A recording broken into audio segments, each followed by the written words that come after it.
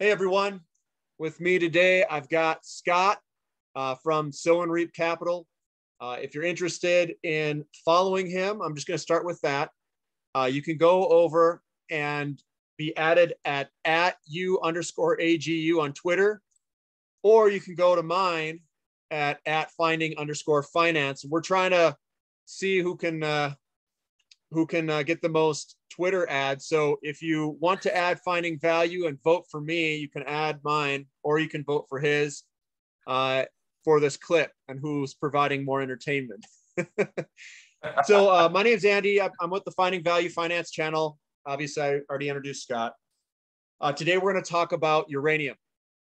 And this is going to be focused on the value that uranium has. And I understand we've got a lot of short-term traders out there looking for trades. And I'm not a short-term trader. I'm just an investor. I ride through things. And maybe I am good at technical analysis. Maybe I'm not good at technical analysis. I know some people are like, oh man, you've blown the short-term trades.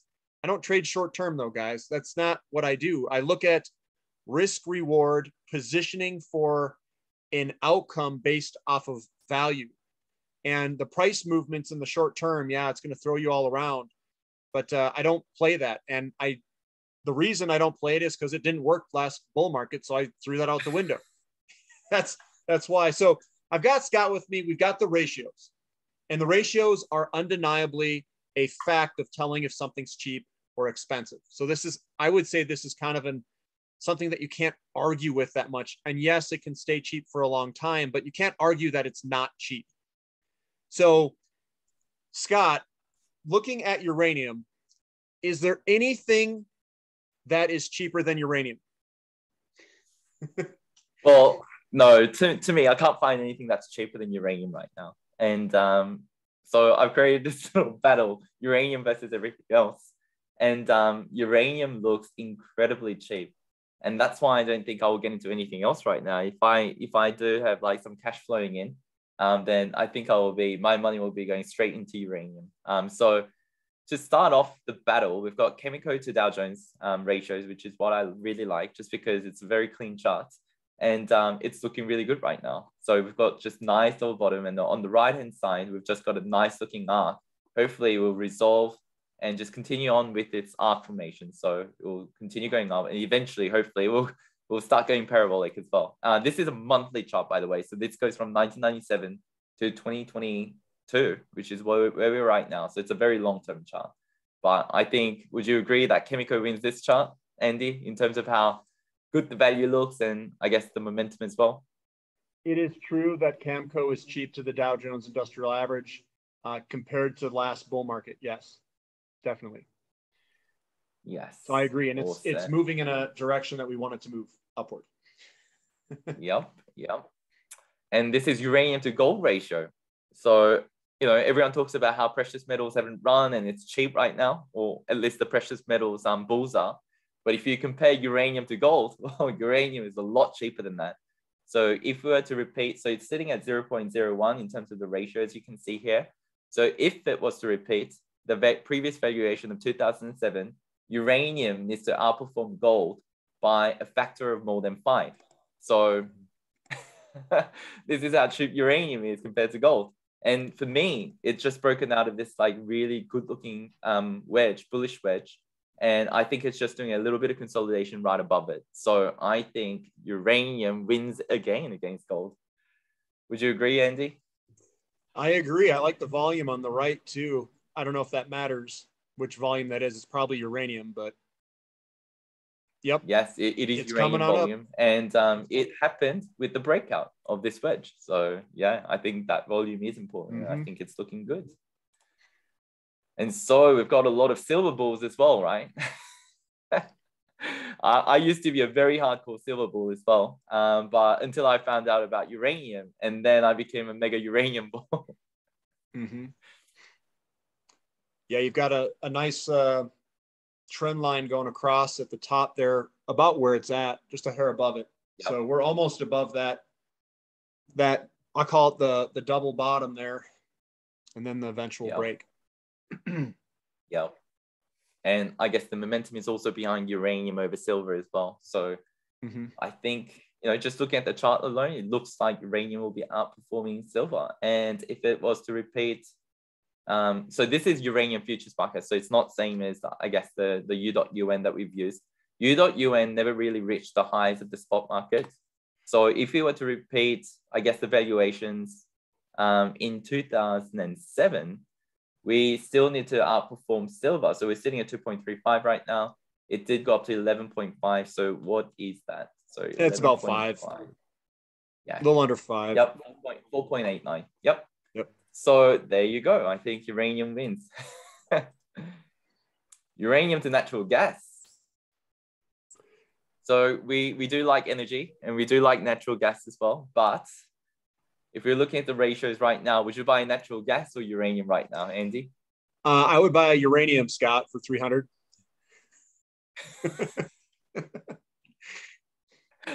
Yep. So we've got this chart here. So 2007 is where the bull market was in uranium. So it went to as high as 20 in terms of the ratio. And so we're sitting at 6.65. So we still need to outperform by a factor of 3 if we were to repeat the 2007 highs here. So I think uranium wins again. And so this is the uranium to oil ratio.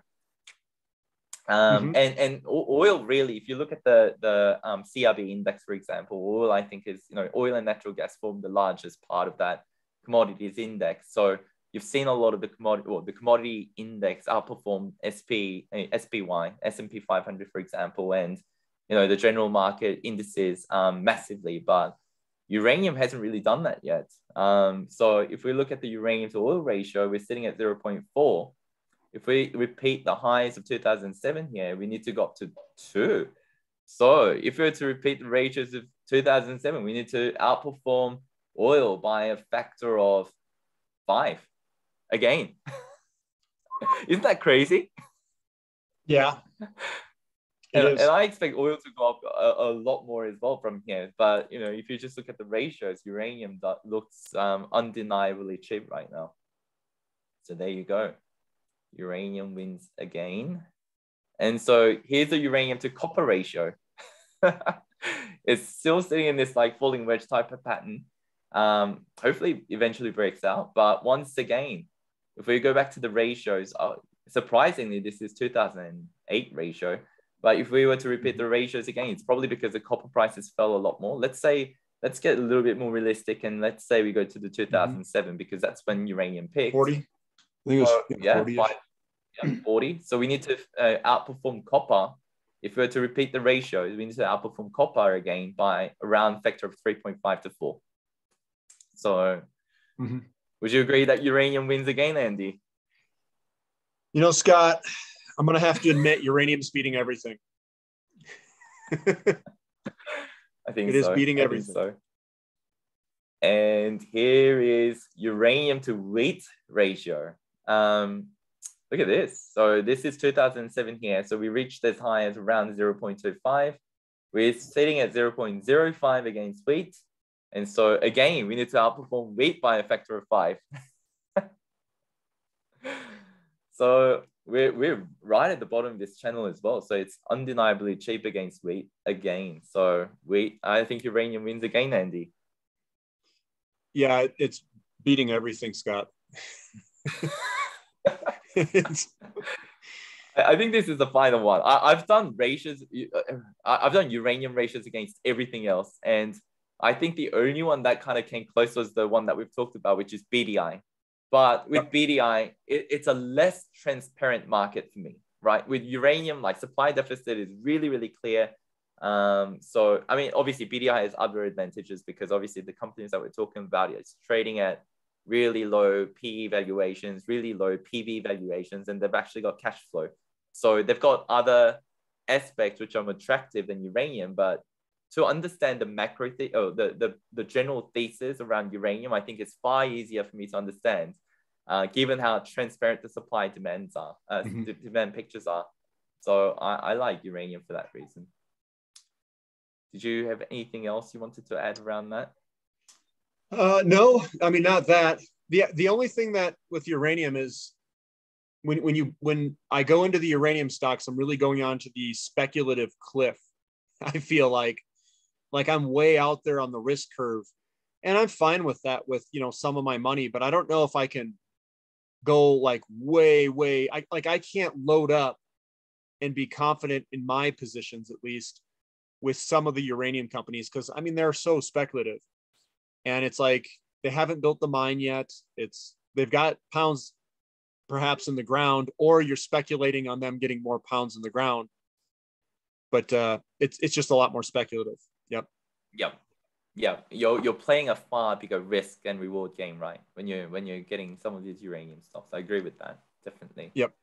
You're really Right. rolling the dice, so to speak, because Yeah. you have the big Yeah. rewards. They're there. It is cheap. Yeah. But It is cheap. It is cheap.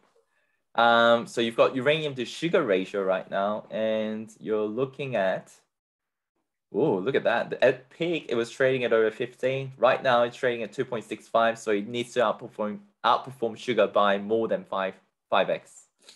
So yep, I think uranium wins again against sugar. it's So beating that's everything. it. It's beating everything right now. And the craziest thing for me, okay, we've talked about the risk, but in terms of, I guess, the fundamentals behind the commodity itself. So we're talking about when I think about commodities, I think about money flows, because you need to be in need of that commodity because of the supply demand picture. And for me, uranium probably has like the best supply demand picture out of all the commodities out there, because we're talking about right now, because of the overfitting and underfitting, and because of all the Japanese restarts and things like that, and spot getting involved. We're talking about a supply deficit of potentially 100 million pounds, right? Of 200 million pounds that are produced a year. I don't know if you've seen any commodity like that, but I've never seen a commodity where your supply deficit is close to 100 million pounds or thereabouts. And if you add spot, it's probably more than that. Mm-hmm. To a 200, so that you're talking about a 50% supply deficit. Have you ever seen anything like that? Of all the commodities that you've looked at?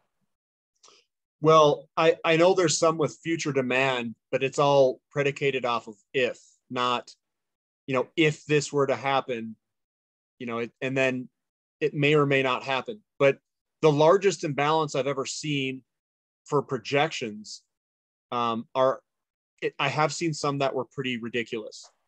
Platinum, if we were to go to a hydrogen economy, and by 2050, it's like there's no way we can make that amount of there's no way we can get that amount of platinum. Like it's not even close if we were to go that route. I'm not saying we're going that route. There's some like lithium looks pretty ridiculous. Graphite looks ridiculous. There's some that are out there in 2040, but uranium right now has a very large deficit. So Yeah. the problem I have with uranium is I don't know the inventories with any sort of certainty. That's the only thing. So I can't like see what's going on with the inventories, and that's how I monitor a lot of the sectors. But I know for a fact that uranium's cheap, and that's why I have exposure to it. I mean, it is. We just proved that. But yeah, I want to see the inventory levels, and nobody can you don't really know what the inventory levels necessarily are at, like with 100% confidence. They hide it all. That's true. that is true. That is true. But I know demand's out I'll there give you that. for it. Yep. But I think we're seeing signs that the inventories are drying up for sure. So I think I can think of Japanese signing up with Kazatomprom, for example. I forget exactly who it was. We did a video on that a couple of weeks ago on my channel. We've got like American utilities coming out saying that they've got less than 16 months worth of supply of uranium, and we've got like the government stepping in, showing evidence that they are kind of panicking, starting to kind of notice that uranium supply is going down, and obviously they talk more about enrichment, but I think we're seeing signs here and there that we are drying up in terms of the inventories, or out there outside the whole supply, the supply demand picture. So I think we're seeing signs. I think here's a question I have for you. What's more important to you, the probability of an outcome or the size of the outcome? I think it's both. I think both need to align. So Okay. I don't think I will go in without a high probability of something playing out. So what do you think the probability is of uranium playing out? I think it's very high. And I'm not putting a time frame. I'm just saying, what do you think the probability is? I think, well, in terms, if I was to put like a percentage, like likelihood of playing it out, like over, let's say, because for me, it needs to play out this commodity cycle, because I don't think it's going to go separately outside the commodity cycle, because the money needs to flow in. So probably a uranium story playing out for me is probably greater than 80%. Like that's just like number out of thin air. Like that's just the number that I've got in my head, but I think it's greater than 80%. Okay. I just don't. What do you think the overall returns could be in this? Well, we were talking about, so based on the ratios, a lot of them are based on the ratios. Uranium has to outperform a lot of the commodities by a factor of 5, right? Say, for example, oil. I don't think oil's nearly done yet, right? So I think oil still has a long way to go up. It might have a pullback in the short term, don't get me wrong. And it's healthy for any market to go through a pullback or through a consolidation during a bull run, because you need to have a bit of a rest. You can't just go very steep and parabolic for a long time, because that's very unhealthy and that's asking for trouble later down the road. So I think it's very healthy for oil to have a pullback in the short term, but I think oil is going a lot higher, which means uranium needs to go a lot higher in terms of percentage terms. It needs to go a lot higher before the end of the commodity cycle. So how high? I think I'm just going to use gold ratio, because gold is real money. So if gold stayed at current prices, uranium needs to do 5x based on closing the all gold to uranium ratio. So I would say at least $200 to $250 uranium, provided that gold stays at current levels. But I think gold's going a lot higher than that. So if gold was to double, which I think is more than possible, this leg up before the deflationary pressure, for example, that implies uranium price of $400 to $500 per pound. So I did an analysis on the low point of gold to the high point of gold, and when uranium peaked based off of the location of the bull market of gold. And from the bottom to the peak, or from the bottom to the peak, uranium was peaking somewhere in the range of like 35% of its all-time high. So if you were to take that from basically bottom to top, and that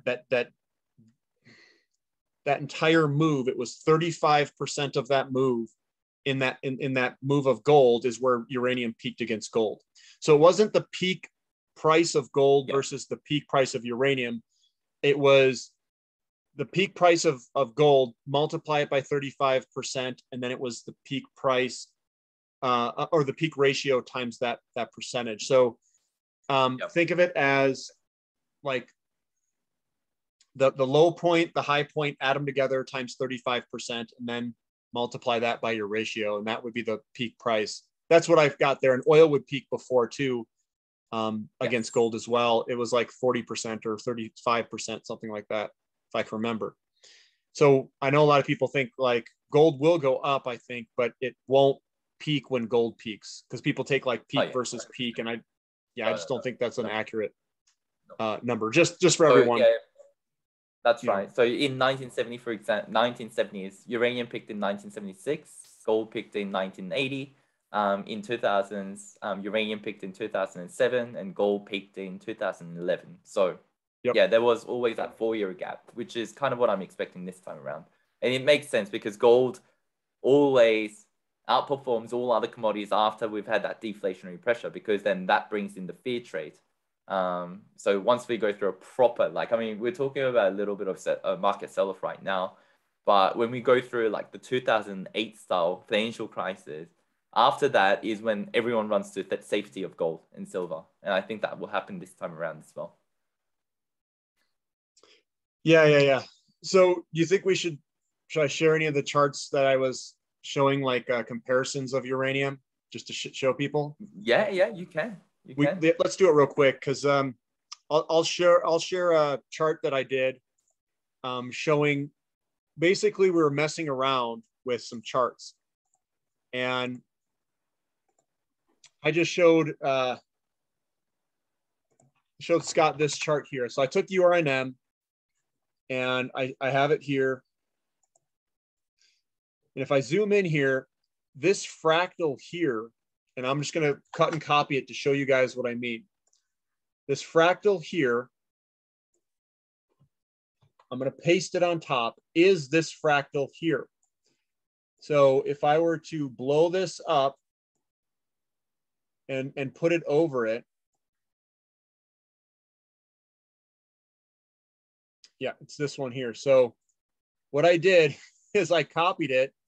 So this fractal, which is this portion that I copied here, is blowing up, and you can see that it's the same fractal. So this piece here is this piece plus that piece. There it is. And you can see how it all fits together. Actually, it's like this. Sorry. I need to move it over a little bit.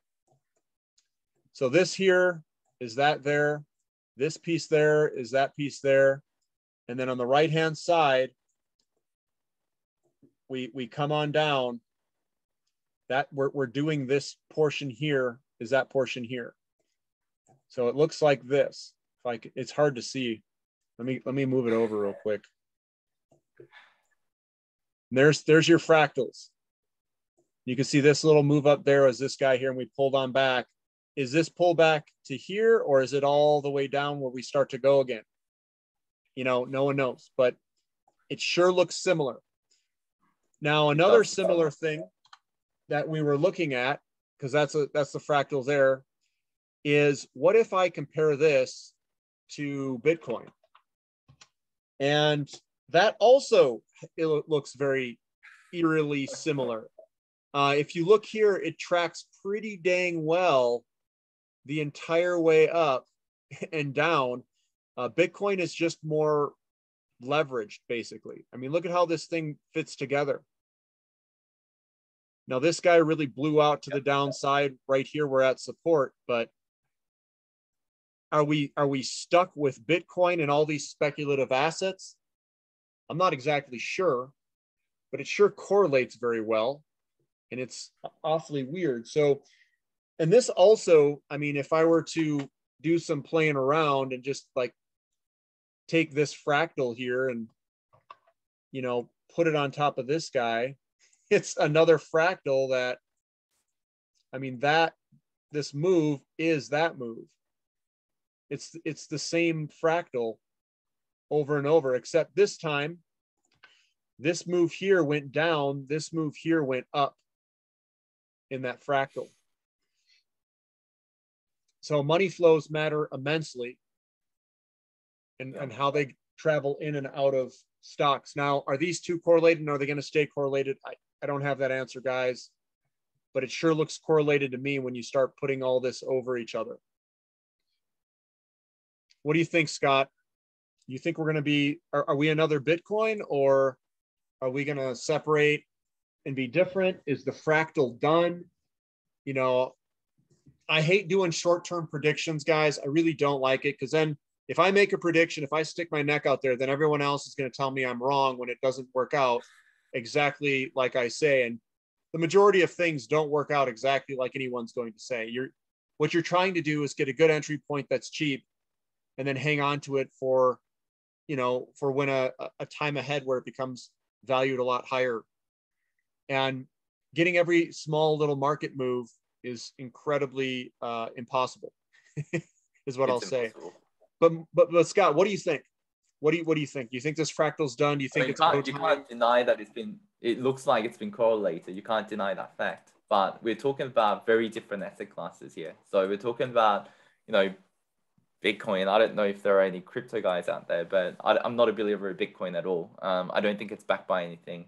And I don't think, I've got to be careful what I say, but I'm not a believer in Bitcoin, full stop. Whereas, you know, with uranium, for example, you are talking about something that we all need. And, you know, US is relying on, 20% of electricity generation from uranium, from nuclear power. So, for example, baseload power. So you're talking about a whole different asset class, and you're talking about, if I look at, let me just show you my screen. Okay. And we're talking about a complete different phase of money flow. And what I mean by that is, if I look at the chart of URA,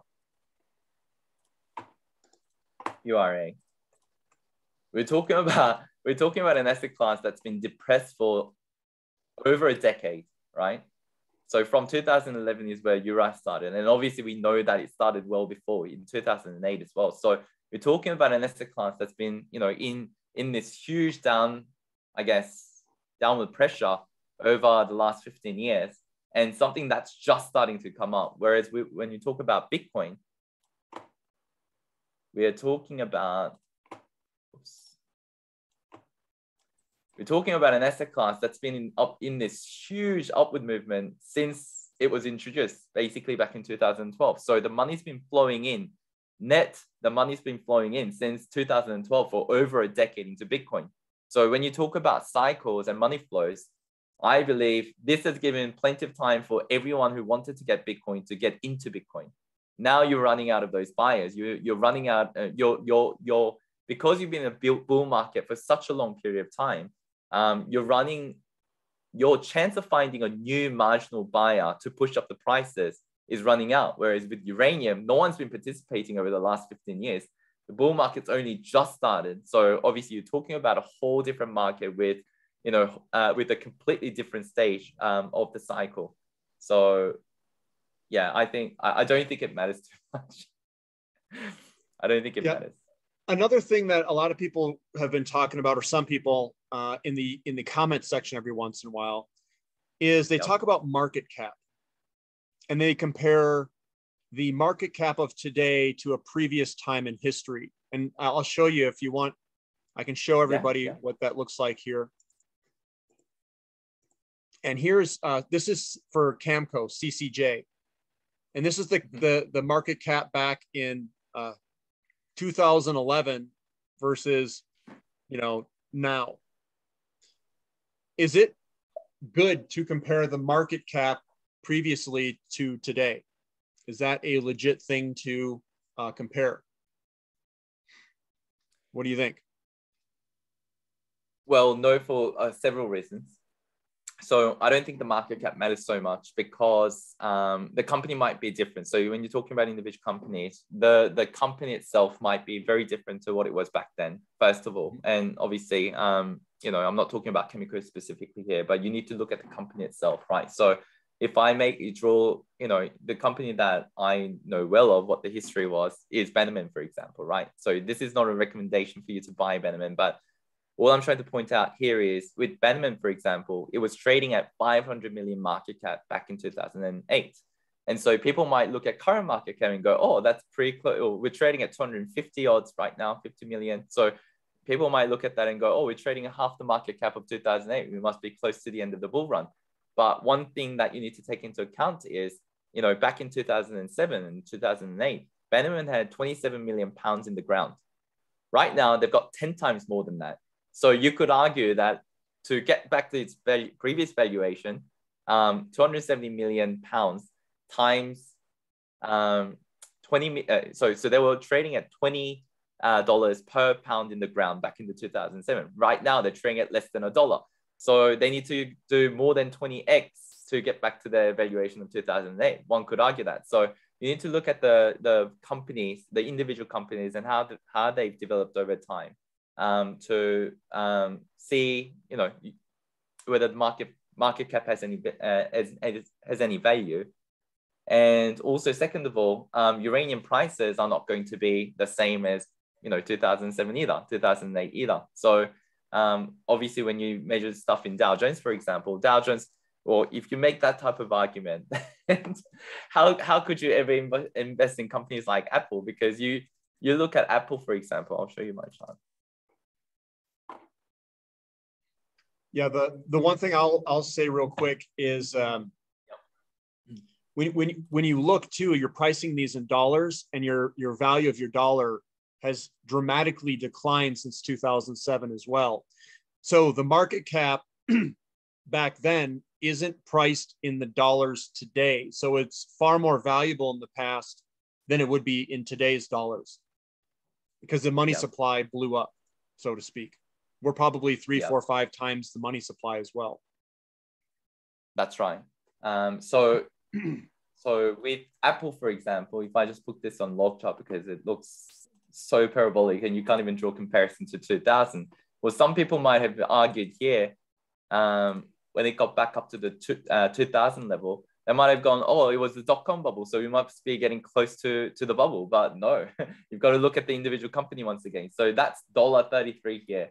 And then it went up to all the way to $170, $180. So you can't draw a comparison based on what the market cap was because the company might have changed so fundamentally that it doesn't make any, you can't draw any meaningful, I guess, conclusion out of it. So yeah, I don't think it makes sense. That's a heck of a return there. I know. Wow. It's like over 100 bagger, wasn't it? Or 100 bagger? Yeah, 100 bagger. From 2007, I think, is where it broke out there. Yeah, that would have been an incredible investment. So basically you can't glean much from market cap because the company's and changed. Also, that's right. And also, I think you've got to look at the uranium sector overall. So I think, I forget the exact numbers, but I think, all the uranium companies combined back in 2007 had, market cap of like something like 150 billion. Right now, we've got probably just over 30 billion. So, it needs to do 5x to get back to its total market cap of uranium companies back in the 2000s. So you can't just look at one single company and go, oh, the valuation of this company has bloated out without looking at the bigger picture. Yeah, it's just one piece of information. And in all honesty, I don't even look at it. What I would look at if you want to look for a value in company is your dollars per pound. That could be one thing that you could evaluate. Yeah. And then what the pricing of that pound is given if it's an explorer, a developer, or a producer, because they get priced differently based off of that. And the ones that I think that I would want in an investment in a bull market are ones that are basically transitioning from an explorer to a developer who's getting close to production because their pounds in the ground becomes more valuable in a bull market. Or you get an explorer that's rapidly increasing their pounds in the ground the same time that you're in a bull market. Those are the two that I really like. So, yeah. And obviously, if you want to know the companies that I like, you can look at the description link below and become a platinum member because I do share that on there quite a bit. What else, Scott? What else? Anything else you want to talk about, or should we end it there? Yeah, no, I think I wanted to go through some charts and just to share, I guess, when it's as funny as it sounds, in a commodities bull market, the charts that looks really bearish can actually be really bullish. And what I mean by that is people get panicked out. People panic sell when it's looking all really bearish. So if I go through this is Fortescue Metals back in 2000. It was a massive runner back then. Back in the 2000s this is an iron ore play in Australia. But if I just take you through the charts, I mean, we just broke out here and it's looking fantastic. But as we go through the chart and as we develop, it's coming down. And boom. So here, what could have happened is you say, oh, this was a major support because, this looks like it's, there's multiple resistance and support here and it breaks down and then people might panic and sell out. But what happens? It just rips your face. It doesn't skyrocket. This is a very common pattern. That was a back test to the breakout though, wasn't it? That move? Okay. Basically. Yeah, it's basically almost a full back test to the move to the breakout almost. Yep. You can say that. Yep. That's the time to buy again, not to sell. That's right. That's right. That's exactly right. Yep. That looks similar to one of the charts that we know, Andy, but yeah, it's called all of uranium on a big picture view. Yeah, it's called Bannerman. Bannerman has that same chart. I If you was were to pull thinking more Bannerman like up, LED. pull up Bannerman, was and it will thinking- literally look like that pullback right now of the breakout. It's very close. Appia Energy has Yeah. it too. It's coming Yep, down, yep. but you can see the breakout going across on a big picture view. I mean, it's not all the way pulled back, but it's a similar looking chart. It's a similar looking chart. So you've got the support level Yep. here, which is what FMG had. That's that part. And Yep. then, yep, that's it. So, I mean, I would say this is a broad zone of support. So from here to all the way down here, like it's a broad zone of support. But with FMG, it hit it right at the top of the channel and then went boom. So that's a big red candle that people might have freaked out on. And it was, 26.42% down in a week. But look at that. Look at that. Wait, how big was that? 26.14 1 week.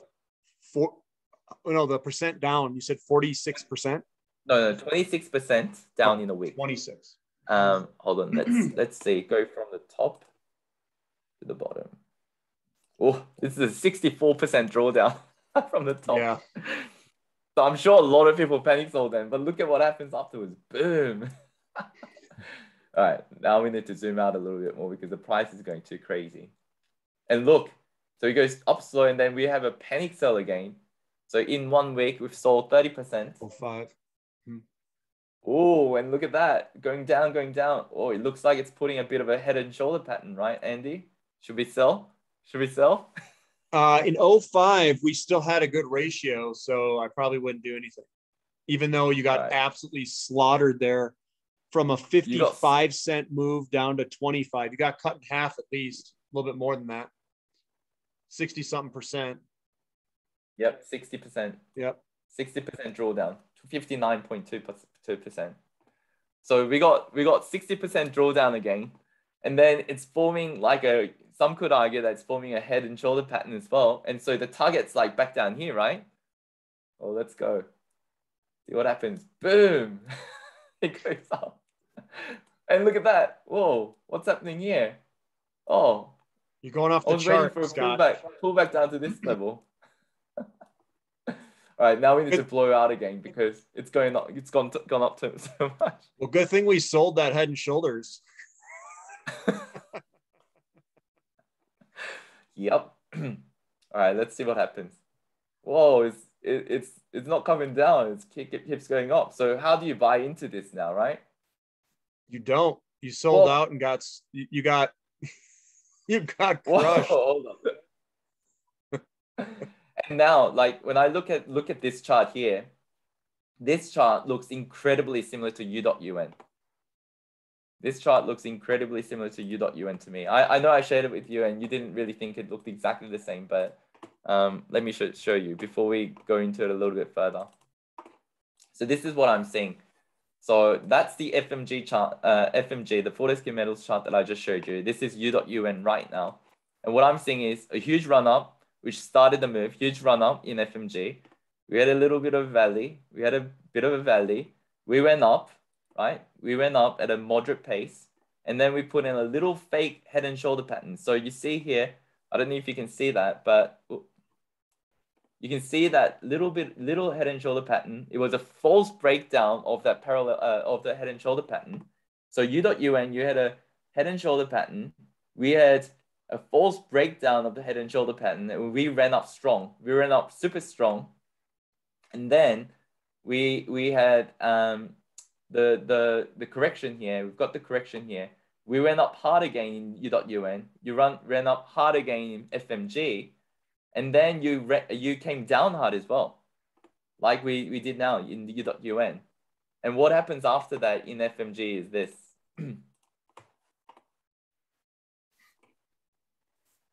This is what happens. So we were here, right? So we went up hard, came down hard, we went up hard again, came down hard again. And then after that, what happens is, boom. Yep. Hold on, let me zoom out. Let me zoom out. This is where dreams come true. I know.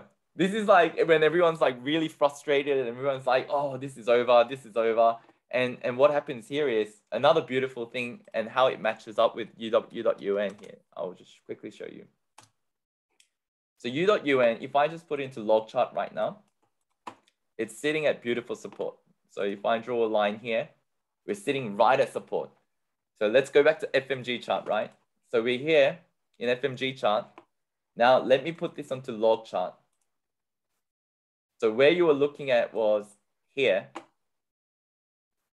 before the takeoff.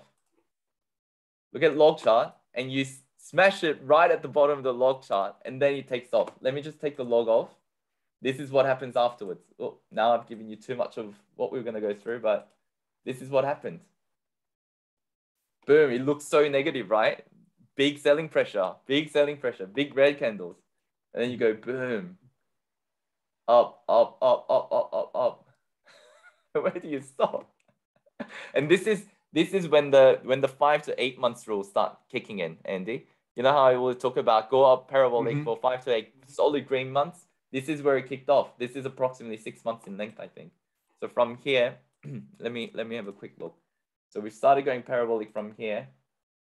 Let's say to there, 168 days, right? So that's about 5 months, a little bit over 5 months, 5.5 months. So we started going parabolic. And then you would expect 2 months pullback, 3 months pullback. Well, there you go. We've had a pullback for about 2 months. And then we take off again. This is when you know that you're in the mid cheetah mode. Like we haven't even started. So if you're looking at U.UN chart right now, this is where we are, like in this broad zone. We haven't even done parabolic move yet. And then we've got the 2 months pullback. And then we go parabolic again. Look at that. Boom, until everything's done, right? So this is where I say, what was the bottom of this thing? Because that hit $13 intraday, or intra month, or intra week, I should say. 1 cent. 1 penny? Not even 1 cent. That's like what is that? This is like another paladin, yeah. Yeah, that's a 1,000 bagger, isn't it? It is. Wow. But this is the type of volatility that we need to ride through, right? Look at that. It's just gone insane. And I feel like with uranium, I think we're here. I mean, obviously we're talking about an individual company here, but pattern-wise, it looks like we're around here. When did it exactly peak out at? What time frame? Don't like 2008 in something? Yep, 2008. Yep.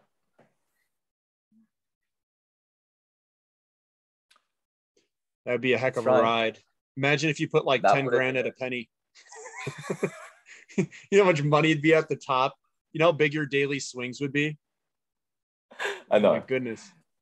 You'd be like, I put 10 grand in it, and like every second you hit refresh, it goes up like 100 or down 100 grand. It'd be like all over the place.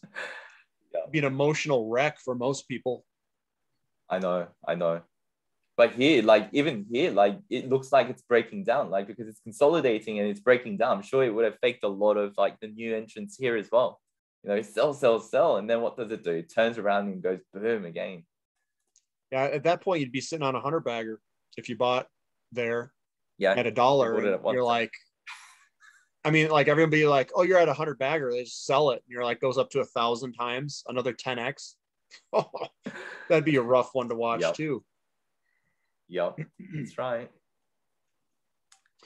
Wow, that's crazy. I mean, yeah. You can have a look at whether something's been undervalued or overvalued using ratios, because for obviously, like with iron ore, for example, like it was very much undervalued. The commodities complex was very much undervalued. So actually, let's do this because I think this will be really interesting.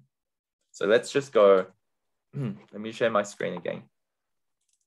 And what I'm going to try and do is just put down here. So this is,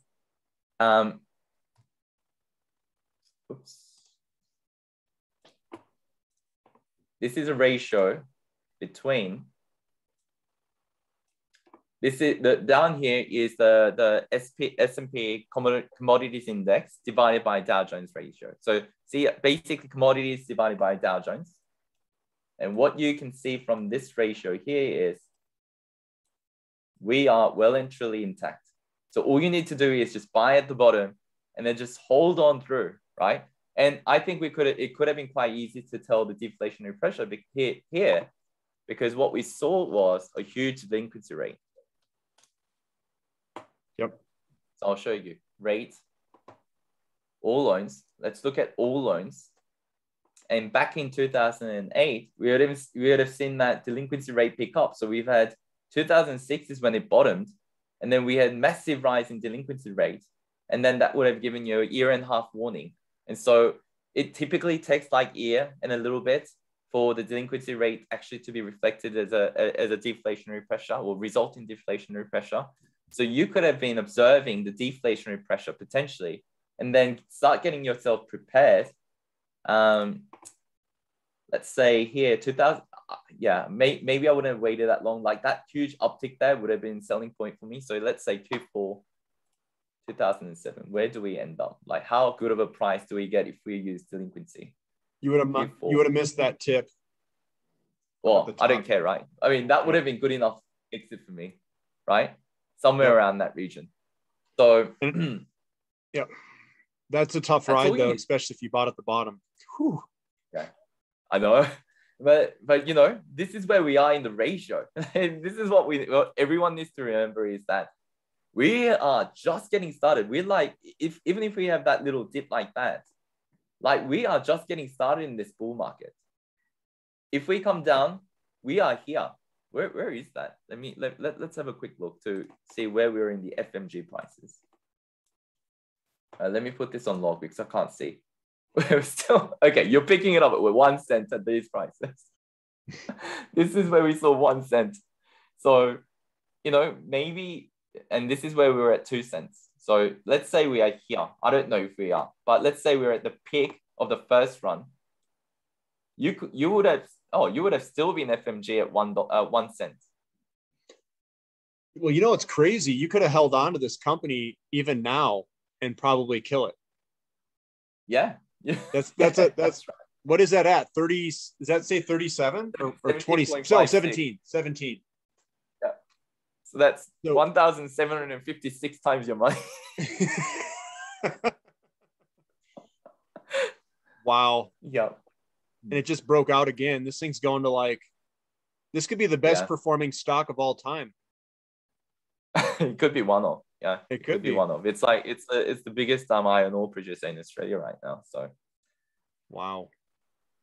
But I mean, obviously, we're talking about a very unique situation. But the concept applies across all commodities, right? Because all we're doing is picking up the ratios. Because with iron ore, something like iron ore, it follows the general, I guess, commodities index, and same with oil, right? It follows the general ratios. And obviously uranium's a little bit smaller. It tends to lag behind, sprint hard, and then, you know, have a blow off top sooner than everything else. But yeah, you can apply the same concept and just go, okay, we know we're sitting very low in the ratio. We know we've just broken out of the ratio, like we've seen here, right? So what I'm trying to say is we've got a breakout of the ratio. Actually, this was the first breakout. So we've got line coming down here. We've just broken out. Same here. This is a massive trend, downward trend. And we've just broken out. And all you need to do over the next however long, until we see some signs in this delinquency rate, that's kind of what I'm looking out for. All we need to do is just ride it until, and the thing is this, if you look at the ratio, actually it goes a lot higher than this, because 2000's commodity cycle was a mini cycle, in my opinion.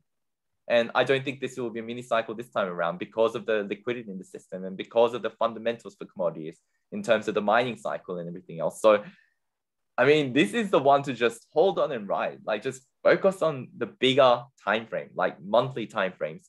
And it doesn't, who cares if you had a drawdown from like 2 cents to 1 cent, yeah, right? Right. And who cares if you had a drawdown from, say, 10 cents to, or it went even down to 3 cents from 10 cents. So that's a 70% drawdown. Yep. But ultimately, if you held on, you still did what? From, even if you bought it here, 10 cents, and then it went to $10, that's still 100 bagger. And that's why, ridiculous. As long as the market conditions are there, like as you keep saying, Andy, as long as the market conditions are there, I'm not losing my position, because my biggest fear is losing out on all this, losing out on these type of gains that we could potentially get close to in uranium, I think. I in all honesty, I can't imagine if this were to come and with the entry points in a lot of my companies and my additions, if just a couple of them take off like this is going to be ridiculous. You don't even need, I just need like 2 positions to take off like that. And you're like, okay, I'm good. Like you don't need, like if you have 50, 60, 100, you could have like 50 positions. And if 2 of them take off, you'll make so much money. It doesn't matter. I mean, that's really what it is. It's not trying to guess the company. It's trying to just have some money in the company that does that. I mean, that right there, $1,000 turns into over $1 million in that bull market if you could hold on to it. And you would be, it's a tough ride. Don't get me wrong. Tough ride. But I mean, 10 grand would turn you into 10 million. I mean, that's ridiculous money there. And that's with one position. What if like 3 or 4 of them do it? I know. You know? I mean, I think the song Jay-Z Big Pimpin' with the big boat coming through. It's no, I'm just joking. I'm not going to spend my money in ludicrous ways, but it wouldn't even matter at that point. I'd just be like, okay, I'm good. So, I mean, that's what I'm doing. I'm just riding it. I'm having fun in life and riding the wave higher. That's all I'm doing. Yeah. And yeah, I mean, as you saw, we had like 70% drawdowns, 80% drawdowns in FMG. I mean, without these type of drawdowns, you're not going to have like the 50 baggers and the 100 baggers that we're all, looking forward to. So yeah, I don't know. I just think for me, like emotion doesn't get in the way. Mm-hmm. I don't know why, but I just always think like as soon as I get emotional, I know I'm going to lose money. And for me, it's just like objective. Like right now, all I'm thinking is, okay, well, I'm prepared for both scenarios. Like if uranium takes off right now, great, fantastic. I'll just ride it. But then if it comes down, I'm like, okay, what am I going to do? Because I've got like 1/3 of my portfolio in precious metals. So I'm going to sell that down and like go hard, even harder into uranium, Yeah. So just coming up with like these plans, because I think I always like to be positioned in such a way that I'd be happy either way. And so, I mean, there'll be times where I don't get it exactly right, but like, I think I'm positioned in such a way right now where I'd be happy both ways, because if it falls further, then it means I can sell my physical precious metals and buy more uranium at unbelievable prices, which I thought I would never see again. But at the same time, I'll be happy if it goes up because I've got, enough in uranium right now that I'll be happy if it started going up again. So I think that's probably how I get through it. Just like making sure that the structure of my portfolio is such that I'm prepared for both scenarios. Yeah, my viewpoint's a little bit different than yours. I'll describe mine here real quick. Okay. If I were to sell oil, natural gas, uranium, precious metals, whatever it is, what exactly am I going to buy next? I'm like, there is nothing. I don't want anything. You think I'm going to go run over and buy some stocks? You think I'm going to go buy some Tesla if I know that they're going to have commodity problems? I mean, like, I where else do I park money? Where do I want to protect my wealth? And I run out of ideas. So I'm exactly where I want to be, and I don't want to be invested in anything else. So I have to be invested in it. I don't want anything else. That's what I always ask myself. And some people can ask the question, and I got this from Dave Ramsey.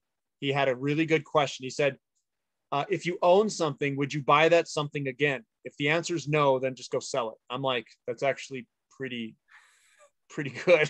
That's a pretty good answer there. I was like, spot on. Yep.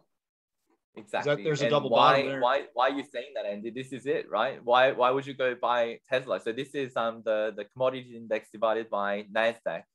Look at where commodities are trading right now. I know. So this, I don't know. Like, I just don't see. So there's something I want to state here. All right. As long as commodities are plentiful, this ratio will continue to decline until we hit natural resource constraints, and that'll go ballistic to the upside.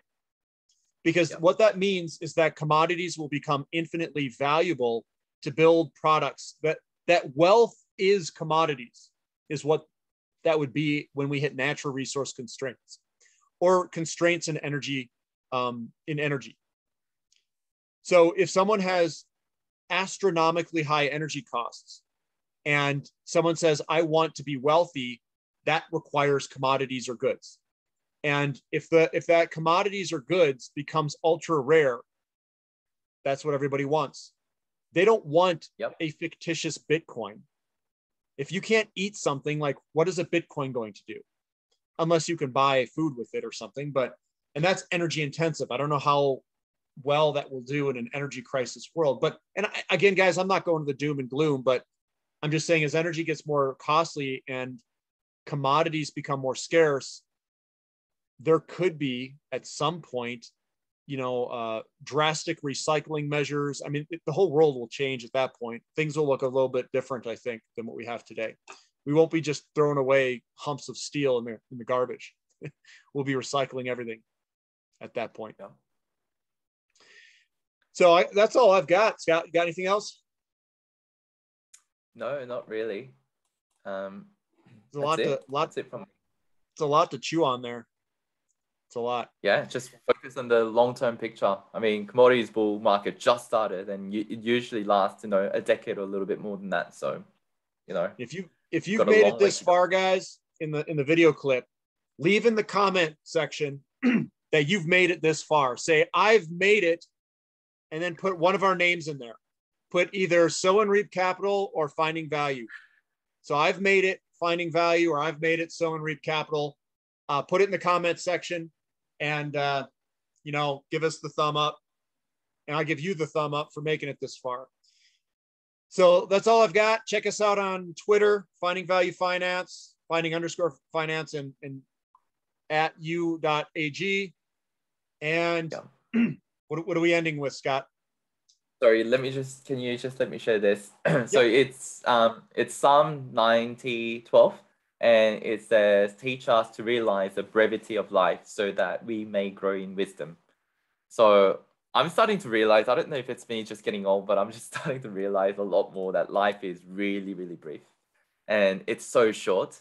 And I don't want to waste any time worrying about anything, because I want to be enjoying every kind of minute of my life. So, if you're worried about the markets or anything like that, just switch off and just start thinking about the great things out there. It's too short. It's too short to be, spending a lot of time stressing and worrying. So hopefully you guys are all encouraged by this, and hopefully you get to enjoy your life a little bit more. All right. That's all we got. We'll catch you next time. This is from Finding Value. And Scott, we'll see you next time. Thanks for coming on. See you later.